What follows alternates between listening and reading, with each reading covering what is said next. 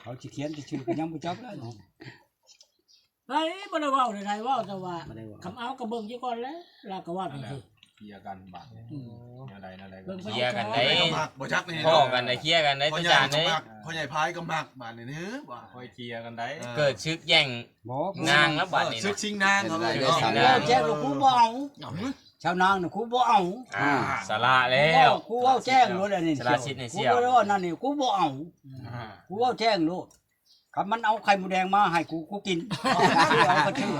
ให้กูเอาน่ะกูบ่เอา เป็นหยัง อยากมาหลอกแล้วบ่ ฮะ เป็นหยังบ่เอา เอากูจักได้กูบ่เอา ผมเห็นอยู่พุ่นนะเที่ยวเป็นจริงแล้ว ที่ไข่หมูแดงพ่อใหญ่ มันเรียกว่า เป็นเมียมึงก็ดีเป็นเมียกูก็ดีบ่ให้กัน ชนางดูได้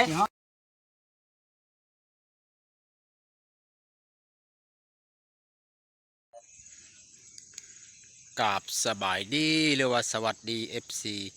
หมดสุมงสุบอนเด้อบ่ว่าในและต่างประเทศก็ยินดีเข้าสู่2 หมอน้ำพามอนอีกแล้วพี่น้องมื้อนี้ก็จะไปหาตู้ก่อน คือเก่าคือเดิมพี่น้องเพราะว่าตู้ก่อนอยากคุยกับตู้พายว่า ให้เอาตู้พายมานี่เนี่ยเด้อว่ามีแนวสิเว้านำตู้ก่อนว่าพี่น้องมื้อนี้เขาจะจัดไปมื้อนี้เขาจะเอาตู้ก่อนมาเอาตู้พายไปปะทะกับตู้ก่อนเรื่องสาวนางพี่น้องตู้ก่อนว่าตู้พายจะไปขอสาวนางในวัยนี้ว่าค่าชิ้นสอด30 ล้านคำ2 บาทแท้จริงแล้วตู้พายบ่ได้เว้าแต่ตู้ก่อนฮู้มาจากไฉก็บ่ฮู้เพราะว่ามื้อนี้ตู้พายกับตู้ก่อนจะมาคุยเรื่องสาวนางว่าใครจะชนะก็เฮาต้องรอลุ้นเบิ่งว่าตู้พายกับตู้ก่อนเขาจะว่ากันจังไดเรื่องสาวนางไปบ่ต้องศึกษาเสียเวลาเฮาต้องไปเบิ่งไปชมนํกันว่าตู้พายกับตู้ก่อนเขาจะว่าจังไดเรื่องสาวนางไปเบิ่งนำกันเลยมึงกับชาวนางมึงชาวนางมันแล้วเที่ยวจะชนะ เห็นบ่มื้อนั้นชาวนางมาเอาไข่มดแดงมาส่งกูมีคนโทรถามชาวนางเอาไข่มดแดงไปให้แล้วบ่ให้เงินเพิ่น ป้าจะบอกว่า มีคนมาโทรมาถามอ้าวเงินไผเอาให้ชาวนางนั่นชาวนางเอาเงินไผแช่เช้าผมก็ให้มื้อนั้นน่ะ คือว่าอันนั้นคือว่าให้แถมอีกตื้มบ่ ตื้ ตื้มเล เอา ย ให้แช่นึงแถมแน่มื้อก็แถมอีกชาวบ้านมื้อนั้นไผบ่เห็น ซ้ำกูบ่กูผู้3โตกูซื้อ100 บาทมื้อน่ะ ว้าเตอกับสาวนาง พันใจแล้วบ่ว่าร้อยกูจะเอา2,000 บาทพันใจนั่นอันนั้นมึงชื่อ ไข่มดแดง มึงชื่อเอาน้ำใจชาวนางอันนั้นน่ะเข้าใจแล้ว จังหวะนั้นเนาะ ฉันมันก็บ่เข้ากับมึงกูนั่น ตู้ก้อนชื่อไข่มดแดงแสนเช้าเนาะตู้พายชื่อกระปู5 โต100 บาทเลยจ้ะ 3 โตบ่ 3 โต 3 โตบ่ 3 โต ครึ่งนึงเขาไปในก้อน บ่ อันยังบ่แพ้ปัก อัน เสีย เงินแสนเช่ากับอันเงิน100 บาทนั่นตัวหลายๆเชียวก็ไป100แล้วน้อยหลาย ไข่มดแดงพันหลายกระปูบ่3โตบ่ อืม ไข่มดแดงมึงนับคูบ่มึงก็ซื้อซ้ำนั่น แส เนาะ ดงว่ามีแต่คนใจใหญ่ คันมันแม่นใจนั่นเชียวบ่ได้เว้าอร่อยบาท2,000 บาทกูก็สิให้โลด ก็จะว่าแล้วเนาะ อันนั้นมันบ่แม่นใจนั่นชุดนี้ว่าบ่นำใจแล้วบ่กูก็ให้เช้า ธรรมดา ในใจกูจะให้พ่อตีบพุ่นแล้วมันเอา เข้าผู้สาวเข้าเลิกหลายเข้าจังหน่อยจะสิก่อนแม่นบ่นี่เข้าไปรถแก้มบ่ได้โดน เว้าหลายไปทำกันกับคนเป็นมากไม้ เอ้า อันว่าน้ำชาวนางน่ะ อันนั้นล่ะ บ่ช่วยกันนี่งงพูดตัวอ่ะ มันบ่มี เช่นแม่นี่แม่เชียวอ่ะ ตัวสิเพ่พ่อใหญ่ก้อน บ่แพ้พญายก้อนได้เฮ้ย บ่แล้วแพ้บ่แพ้ก็ตามนะ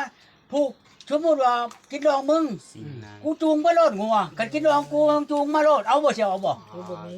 ฮะว่าไปแหละ กูยอมกับผูกแขนน่ะไก่กาเนี่ยได้อยู่เนาะ อันเมียนั่นเขาให้เอาชื่อบ่ได้นี่นั่นอันชุดมได้ตัวนี้เลยพูดอยากดมตัวนั้น2 แก้วดมได้ นี่ได้ 2 แก้วดมตัวได้ก็ได้อันมึงบ่ใจใหญ่ชำกูดอกคันว่านั่น บ่เลย มึงเอาแม่กูคันว่าชัญญาคันชัญญาเป็นชัญญาใดฮะ มึงได้ก่อนก็ดีกูอยากให้มึง นี่ได้จังหวะจูงงัวมาช่วยกูนั่น มันบ่มีผู้อยู่เพื่อนอยู่ซ่านเชียมันบ่มีแล้วปานนั้นเนาะกูน่ะเขาว่าไก่กามาซอยกันผูกแขนร่ามนั่นสิหาแสนได้อยู่แต่ว่างัวเป็นตัวนี่มันก็บ่มีแล้วเนาะ โยชัญญากันบ่มีกัน กูจังว่ากูบอกสัญญาเจ้าแนวนั้นสัญญาเป็นหมู่กันเถอะ ซอย คือกันกับว่ามึงว่าไปฆ่าเป็ดได้เชียวกูสิฆ่าให้กินคันกูว่าสิพยายามมึงกูฆ่างัวน้อยได้เชียวเด้อฆ่าให้กูกินแล้วโอเคเชียวเอาบ่แน่นอนแล้ว เป็ดกับงัวตัวไรเฮ้ยใหญ่กว่ากัน เอาคันสิเว้าของตัวเว้าก่อนเต่งตัวไปนี่ฆ่าเป็ดได้เชียวกูสิฆ่าให้กินคันมึงเว้ามาเด้กูก็ว่ากูไปหามึงนี่ฆ่างัวได้เชียว ขางัวขาหม้อก็เป็นดองคนละว่า ฮะเห็นบ่คันเว้าน่ะมันใจน้อยๆนั่น เอาแม่สักกูสิเว่าใหม่ เว้าไหม ไปหากูฆ่ารถเป็ด3ตัวกูมาหามึงหนึ่งงัวมึงจะหับบ่ มึงเว้ากูก่อนได้มึงเว้าไปแล้วฆ่าเป็ดได้เชียว มันบ่เข้าตำรามันก็บ่เข้าเลยมันงัวเป็นตัวขาเป็นเรียกเป็นงาน เอา เป็นอะไร ว่าง่ายๆมากินข้าวกินน้ำหักแข้งกันก็พอแล้วประตูเอ้ยประตูสอง คัน คนน่ะ เว้าตัวนี้มันยากคันกินดองกูแหละมึงจูงงัวมาตัวหนึ่งมันกินดองมึงกูสิจูงงัวไปตัวหนึ่งเอาบ่แน่นอน กูบ่ได้ เอามันจำกัน ถ้ากูบ่ได้เอาเมียเฮ็ดอะไรซะ จะอย่าเลย เอาไปหาเลี้ยง อย่า เอา เล ไป ย เลี้ยงเอาบ่เอาบ่แน่นอนเอาบ่ จังเฮิงอะไรมึงสิเอา เอาก็เท่าเอาบ่แล้วก็บ่สิสัญญาณคือมึงกับชาวนางมึงชาวนางเอาไปแล้วบ่แล้ว เที่ยวจะชนะ เห็นบ่มื้อนั้นชาวนางมาเอาไข่มดแดงมาส่งกู มีคนโทรถามอันชาวนางเอาไข่มดแดงไปให้แล้วบ่ให้เงินเพิ่น ใช่บอกว่า มีคนมาโทรมาถามอ้าวเงินไผเอาให้ชาวนางนั่นชาวนางเอาเงินไผแช่เช้าผมก็ให้มื้อนั้นน่ะ คือว่าอันนั้นคือว่าให้แถมอีกตื้มบ่ เออ ตื้มเล เอา ย ให้แช่นึงแถมแน่หมู่อ่ะแถมอีกชาวพันมื้อนั้นไผบ่เห็น ซ้ำกูบ่กูผู้3โตกูซื้อ100 บาทมื้อน่ะ ว้าวเตอกับสาวนาง คันใจแล้วบ่ว่าร้อยกูจะเอา2,000 บาทคันใจนั่นอันนั้นมึงชื่อ ไข่บ่แดง มึงชื่อเอาน้ำใจชาวนางอันนั้นน่ะเข้าใจแล้ว จังหวะนั้นเนาะ ฉันมันก็บ่เข้ากับมึงกูนั่น ตู้ก้อนชื่อไข่มดแดงแสนเช้าเนาะ แม่น ตู้พายชื่อกระปู5โต100 บาทเลยจ้ะ 3โตบ่ 3โต 3โตบ่ 3 โต ครึ่งหนึ่งเขาไปในก้อน บ่ อันนั้นบ่แพ้ปัก อัน เสีย เงินแสนเช่ากับอันเงิน100 บาทนั่นตัวหลายๆเชียวก็ใบร้อยแล้วน้อยหลาย ไข่บ่แดงพันหลายกระปูบ่3โตบ่ อืม ไข่บ่แดงมึงนับคูบ่มึงก็ซื้อซ้ำนั่น แส เนาะ ดงว่ามีแต่คนใจใหญ่ คันมันแม่นใจนั่นเชียวบ่ได้เว้าอร่อยบาท2,000 บาทกูก็สิให้โลด ก็จังหวะนั้นเนาะ อันนั้นมันบ่แม่นใจนั่นชุดนี้ว่าบ่นำใจแล้วบ่กูก็ให้เช้า ก็ธรรมดา ในใจกูจะให้พ่อจีบกูแล้วมันเอา เข้าผู้สาว บ่ให้ เข้าเขาเลิกหลายเขาจังหน่อยไปที่พรแม่นบ่นี่เข้าไปเข้าไปรถแก้มบ่ได้โดน เว้าลายไปทำกันก็คนเป็นมากไม้ เอ้า อันว่าน้ำชาวนางน่ะ อันนั้นละจังหวะ แล้ว เฮ็ดหยัง เว้า กั นั่ น นข้าเจ้าอยากได้ข่อยก็ไปขอข่อยสิมานำเว้าคักแน่บ่นางเว้าอีหลีบ่มือฮือเด้อโอ้ฟังไปก่อนเห็นแล้วฟังไปปีใดอีก เอ้า โอ้ยเช้า เพราะว่ากับกูกันเลยว่าไปมาเพราะว่าพี่น้องกันได้เอาบ่ได้นะ แน่ ให้กูไปขอด้วยนะ กูว่า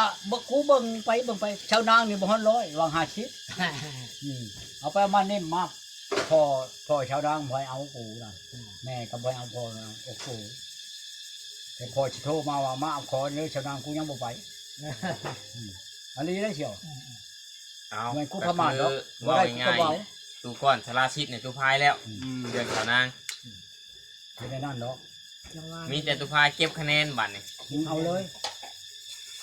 จังหวะได้ว่าเพราะว่าพี่น้อง เอาแล้ว พี่น้ อั อน ง มันเบี้ยนไปเลยๆนั่นแหละ นานๆเห็นบ่ มันจะเอามันบ่ได้เนาะ ข้องยากกับปลอมตัวนี้เนาะ เบี้ยนทำกระป๋อง จับหน่อยมันว่าพี่น้องนี่เนาะ ว้าวแล้วว่าพี่น้ ถ้า อง มันเกี่ยวเข้าไปจังหน่อยมันว่าโอ้ยบ่เอาได้บ่ได้ดอกเจ้าเฒ่าแล้วมันว่าเฮ็ดแล้วค่อยบ่ได้มันว่า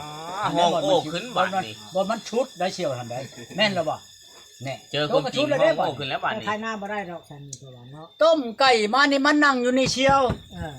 ช้ำได้ต้มไก่มาให้กูกินกูก็บ่ทันกูลิ้นชาวมานี่โยก็บ่ฮอดร้านก็จักหน่อยแหล้วก็บ่ไปซื้อกินมันบ่ให้กินไก่นั่น อันนี้ต้มไก่มากูใช้กับบักตุกแล้วก็กับบักอันนี้มานี่ต้มนี่ทามด้วยนี่หม้อนี่กูกินแล้วก็เมื่อว่าเจ้านั้นคอยอย่างนี้นั่นเจ้าว่าได้8 ยกแม่นหรือบ่หักกูยังเจียมจังได๋ฉันกูดึงข้อแก่เขาไปเฮ็ดนี่บ่ได้ญาติพิษได้มื้อนั้นไหน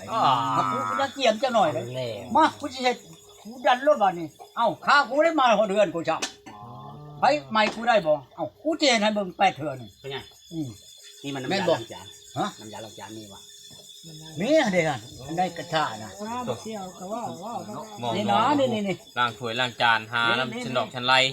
ผูกไว้ไหนก็นำไปเลยเนาะ ตัว อ๋อนี่ กูด ไปเลย รับมาอะไรครับไปได้ กันกลัว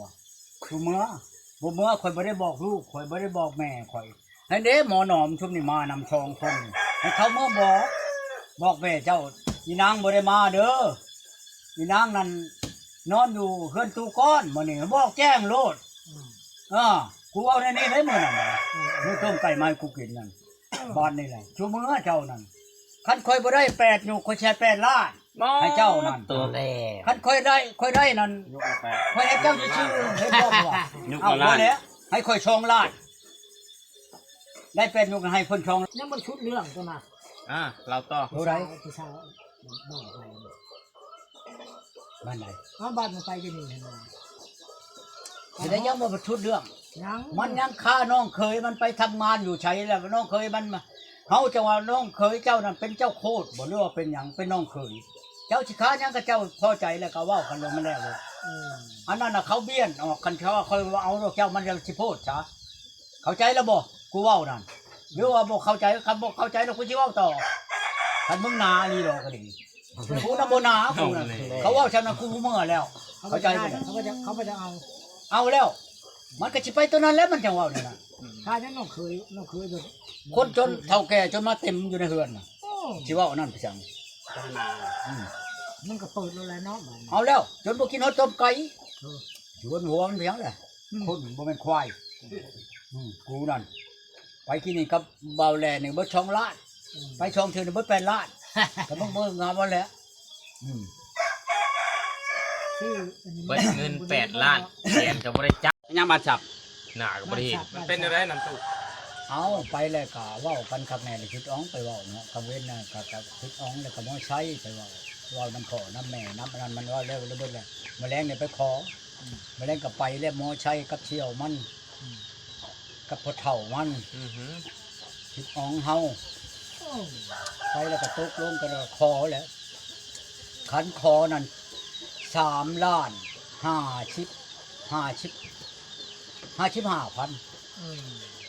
ขันคอได้นี่ไหนขันเท่าแก้ว3ล้าน55,000เสียจะขันออกไปแล้วแบ่นั่นล้านหนึ่งแบ่นั่นใบมันเองแบ่อีนั่นเอามาฆ่าเลยบัดนี้เฮ็ดอันอยู่ในอันกระโตกใหญ่นั่นเข้าก็ใช้ถุงยางเต็มอยู่ในหันเลยมีแต่ว่ามันเว้าแล้วแหละก็สิย่อออกมาแล้วก็กินแล้วก็เลิกล่ากันเว้ากันคักแน่แล้วค่าดองนั่น30ล้านทอด15ล้านคำบาทหนึ่งทอดช่องฉลึง คือสม บาทหนึ่งหัวช่องตัวนะทอดตัวหนึ่ง มากธรรมดา แล้วตกลงกันแล้วคักแน่แล้วพ่อบ้านก็ลงบันทึกแล้วบัดนี้กูเลยว่าที่ถอยนั้นมีเชื่อชีเครือม้อนชีหน่วยชาติชีพื้นแพ้ชีว่าฮิตคอยถ้าว่าเจ้าบ่ได้เฮ็ดเมื่อแต่เฮือนเจ้าคือกับเมื่อพุ่นก็ชื่อแพ้ชื่อให้เจ้าแล้วเจ้ามาหยัดเอานิ้วข่อยนี่อยู่ในเฮือนข่อยบ่เป็นข่อยหาลูกหลานข่อยมานี่มาหยัดนำกันบ่ได้ข่อยบ่เฮ็ด อ้าว บ่เฮ็ดแล้วสิว่าได้ทางพ่อบ้านว่าได้ว่าได้อันตู้ก้อนว่าได้ก็เราเฮ็ดหยังก็บ่เป็นอย่างเว้ยจักหน่อยข่อยเอามื้อน่ะเฮ็ดกินก็บ่ได้กินข้าวก็บ่กินหยังก็บ่นั่นค่อยเช็ดอะไรสิโหเจ๊งโลดคนนั้นแม่นความเจ้าจังบ่นี่แล้วก็อย่าเอามาชงซะห้องข่อยนั่นเงินคำข่อยอันที่ว่าทอดไปกันแม่เฒ่าพูดชิดจ้าใส่ขันมาเนี่ยเห็นได้พอบ้านเป็นหัวหน้าหน่วยลงเฮือนเหยาเชียเปียกเด้ไปแล้วหมอใช้กับไปได้ตู้เมื่อได้บ่แม่เป็นล้านเป็นราคาเขาบ่กินพอคำนี่พอแห้งแล้วในเฮือนอีนั่น น้ำสีเปียก บ้านนี้ละมือใหม่มาบัดนี้อ้ายน้ำมักอ้ายนั่งตัวนี่ละเอาเป็นยังบ่เอาค่อยนี่ให้เอามันอ้ายมันเอาก็เอาได้ลูกเวเช่นได้บ่เฮาให้บ่เป็นมึงเฮ็ดได้ เจ้าว่าบ่เป็นเชื่อยัดเชื่อนั่นบ่เฮาบ่เป็นระยะ จงเงินเฮามาแล้วเฮาก็ลงไปเฮาก็มามื้อคืนที่ชองมาอ้ายไปมึงนั่นลื่นอ้ายลื่นน้องลื่นโคตรลื่นเวิงลื่นบ้านลื่นเมืองชมน้ำหน้ามึงแต่บักอันผัวเขามึงอันแล้วไปผูกอยู่ผู้ชามมึงจะเอาเขาไปชงไงมากินน่ะคือมึงตายไผใหญ่ในเฮือนนี่ว่าชนะเพิ่นเองได้ อ๋อ นี่ได้หอบรถโต๊ะเฮือนแกมาเข้าห้องมองอยู่โคเชียชีเสียชีลาด800,000บักชัยนั่นแหละเป็นผู้เอาบักชัยผู้อยู่ในบ้านเพิ่นน่ะแน่เอาคักปัญญังว่าซั่นเดี๋ยวนี้นั่นไปอยู่เวียงไปอยู่ในห้านเป็นนักชาวห้าน คนบ้านห้วยเมานี่ขึ้นไป เจ้าอยู่ใช้บ้านห้วยเมาใกล้กันบ่กับพุทธแขวใช่เอากับใกล้อันเนี้ยเจ้าฮู้จักบ่เพิ่นนั่นเพิ่นเอากับฮู้จักแล้วเขาห้ำหอกคอเพิ่นเลยอยู่พุ่นน่ะอันนั้นเบิดแนวคิดแล้วไปอยู่ในห้านเลยเดินี่น่ะอันผู้เฮาอยากได้น่ะมันชมน้ำหน้ามันแน่นอน มันหมักไป มันหมักแน่นอนมันหนักต่อยว่านั่นยามันเลยเขียวนี่ปัญหาไปจังอันนี้อีนายโฮมเป็นบ่นี่นักนี่ขี้เครือนี่มันเฮ็ดให้เฮาเนี่ยอีนายโฮมผมเมื่อกี้นี่ช่วยอีนายโฮมเด้อนี่ แล้วมันโทนมากกว่าเสีย ฮะ โทนมามึงอยู่มึง เอ้าก็โทรมาเช้านี่เฮ็ดเพียงอยู่มัน เขาบ่ได้เร็วกันเนาะเขาบอกว่าเอาเมียแล้วว่ะผูกแขนแล้วเขาบอกว่า บ่มันก็ถามกูอยู่ไปเป็นไดมันว่าเอาในหันในนี่ผู้นั้นผู้นี้มันก็ถามกูบ่ว่าท่านเอา